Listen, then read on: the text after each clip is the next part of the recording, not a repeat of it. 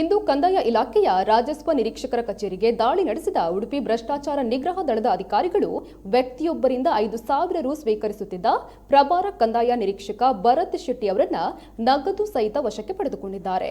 ಭೂ ಪರಿವರ್ತಕರಾಗಿ ವ್ಯಕ್ತಿಯೊಬ್ಬರಿಂದ 12,000 ರು ಬೇಡಿಕೆ ಇಟ್ಟಿದ್ದ ಇವರಿಗೆ ಲಂಚ 5,000 ನೀಡುವ ವೇಳೆ ಎಸಿಬಿ ತಂಡ ದಾಳಿಯನ್ನು ನಡೆಸಿದೆ. ಎಸಿಬಿ ಡಿಎಸ್ಪಿ ಮಂಜುನಾಥ್ ಕವರಿ ಅವರ ನೇತೃತ್ವದಲ್ಲಿ ನಡೆದ ಕಾರ್ಯಾಚರಣೆಯಲ್ಲಿ ನಿರೀಕ್ಷಕರಾದ ಸತೀಶ್ ಕುಮಾರ್, ಚಂದ್ರಕಲಾ, ಸಿಬ್ಬಂದಿಗಳಾದ ಪ್ರಸನ್ನ, ರವೀಂದ್ರ, ಅಬ್ದುಲ್ ಜಲಾಲ್, ರಾಘವೇಂದ್ರ ಹೊಸಕೋಟಿ, ಸೂರಜ್, ಅಬ್ದುಲ್ ಲತೀಫ್ ಹಾಗೂ ಪ್ರತಿಮಾ ಜೊತೆಗೆ ಇದ್ದರು.